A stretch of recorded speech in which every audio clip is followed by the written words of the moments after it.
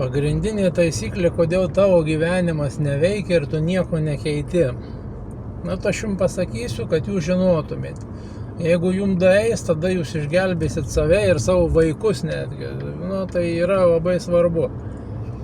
Kadangi teoriškai visus mokino, kaip gyventi teoriškai, o ten gražiai skaičiuoti taip toliau. Bet niekada jūsų nemokė prisimti atsakomybės. Ir teoriškai jūs suprantat, kad jūs turite ten sveikai maitintis, sportuoti, kažką daryti, veiksmus ir taip toliau. Bet kodėl tai nevyksta? Todėl, kad viena yra kertinė tokia programa, kad kažkas tavimi pasirūpins. Tu nesuvoki, kad tau to reikia, kad tu esi atsakingas. Sąmoningai tu tą supranti, bet pasąmonėje to nėra suvokimo.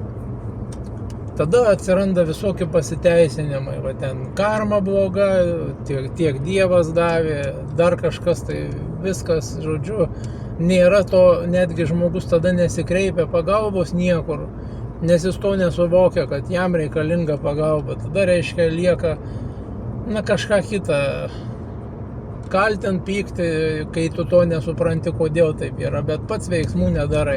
Teoriškai tu gali ten tobulėti, o niekas toliau nevyksta praktiškai. Taip mūsų mokykla mokino, kad mes teoriškai visi išsilavinę.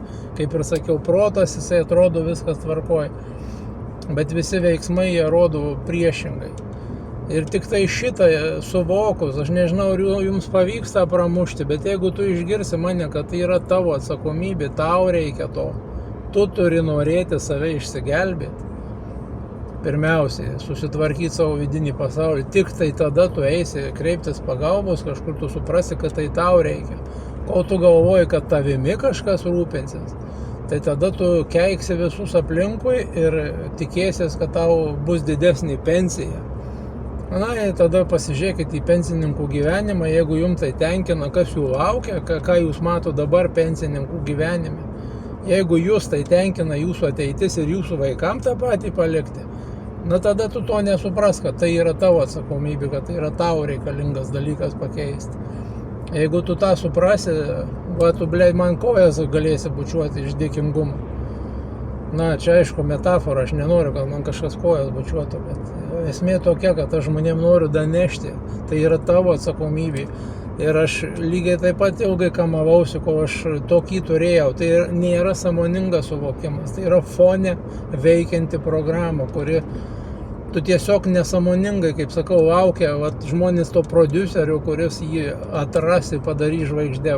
Taip nebus, tu pats turi tą daryti. Kai tik šitas daeis tau gyvenimas labai labai stipriai pasikeisti gali. Registruokis į nemokamą konsultaciją. Pasižiūrėsim, jeigu tu jau tą perlipę savo kartelę, tada tau galima padėti, aš tada tau pasiūlysiu savo pagalbą. Jeigu to neperlipęs, atsiprašau, dar reikės tau pavaikščioti šią žemę, pasirinkti patirties, kaip sakant. Tik tai tada gal tu prieisi prie tos išvados, kad vis dėlto reikia tau pagalbos, tu negali savo galvos susitvarkyti taip, kaip chirurgas negali savęs operuoti. Neišeina taip daryti, tai iki.